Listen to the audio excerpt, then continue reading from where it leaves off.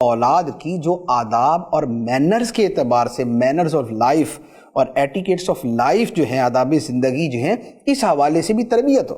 حضرت لقمان نے اپنے بیٹے کی تربیت کے اندر اس پہلو کو بھی سامنے رکھا کہ کیا فرمایا؟ 4 باتیں ارشاد فرمائی ہیں۔ پہلی بات فرمایا وَلَا تُصَعِّرْ خَدَّكَ لِلنَّاسِ، اور لوگوں سے بات کرتے ہوئے اپنا رخسار ٹیڑھا نہ کرنا۔ یہ کیا ہوتا ہے؟ یہ ہوتا ہے کہ انسان کے اندر تکبر اور اس میں فخر اور غرور، اور اس میں دوسروں کو نظر تحقیر سے دیکھنا ایسے ہو کہ وہ کسی سے سیدھے منہ بات کرنا ہی پسند نہ کرے۔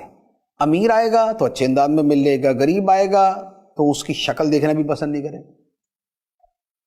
تو یہ کیا ہے؟ یہ ہے ٹیڑھے منہ بات کرنا۔ اپنے بیٹے سے فرمایا کہ لوگوں سے ٹیڑھے منہ بات نہ کرے۔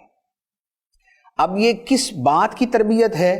یہ ہے لوگوں سے ملنے ملانے کی تربیت، جس کا تعلق ہماری معاشرت کے ساتھ ہے، حسن معاشرت کے ساتھ۔ تو اب دیکھیں حضرت لقمان نے اس کی بھی تربیت فرمائی۔ دوسری بات فرمایا وَلَا تَمْشِ فِي الْأَرْضِ مَرَحًا، اور زمین میں اتراتے ہوئے، اکڑتے ہوئے نہ چلنا۔ اترا کے اکڑ کے نہ چلنا، یہ کیا ہے؟ یہ ایک چلنے کا جو انداز ہے، اس میں جو برا انداز ہے اس سے منع کیا۔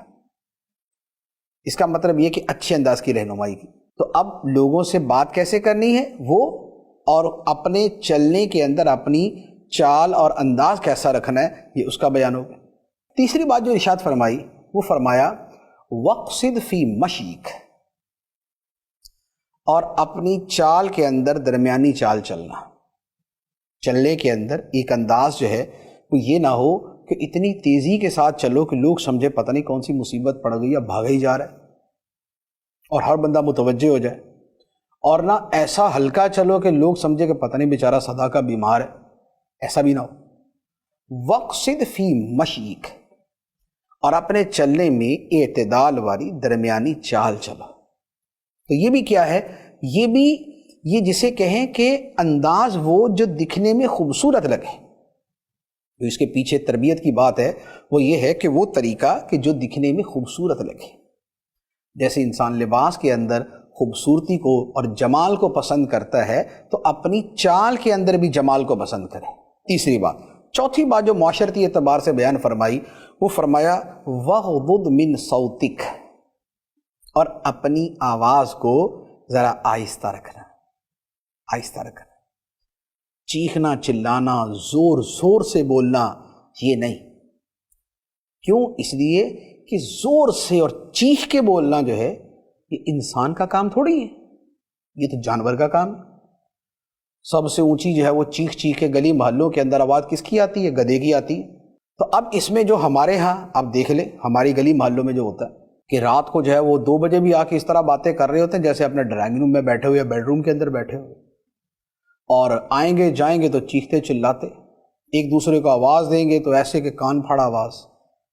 نہ یہ تمیز کہ کسی ویٹنگ ایریا میں ہے، نہ یہ تمیز ہے کہ کسی جب وہ ہاسپٹل میں بیٹھے ہوئے یا کسی ڈاکٹر کے پاس بیٹھے ہوئے کسی مریض کو تکلیف ہوگی، سونے والے کو تکلیف ہوگی، لوگوں کے گھروں کے باہر کچہری جما کے بیٹھ جاتے، کہہ کے مارے شور مچا رہے ہیں، بیچارے گھر کے بچے تنگ ہیں۔ تو یہ کیا ہے؟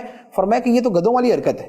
اور اسی طریقے سے دنیا بھر کے اندر میں نے تو ایک چیز دیکھی ہے کہ، اور ہے تو ہمارے ملک میں بھی لیکن ہمارے عمل نہیں ہوتا، کہ ہاسپٹلز کے باہر ہمیشہ یہ اس بات کا خیال کیا جاتا ہے کہ ہارن نہ بجائے، اسکول کے باہر اور ہاسپٹل کے باہر۔ لیکن میں آپ کو گارنٹی سے کہتا ہوں، آپ ذرا ہاسپٹل جا کے دیکھ لیں، آپ کو باہر سے گاڑی والے شور مچاتے ہارن بجاتے نہ ملیں، اب مجھ سے آگے پوچھ لیجیے گا۔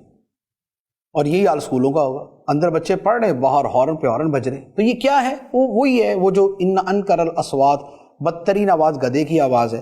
تو لوگوں کو شعور نہیں ہے، اس لیے جانوروں والی حرکتیں کرتے ہیں۔ تو فرمایا کہ اپنی آواز کو پست رکھنا، بے شک سب سے بری آواز ضرور گدھے کی آواز ہے، وہ چیختا چلاتا ہے۔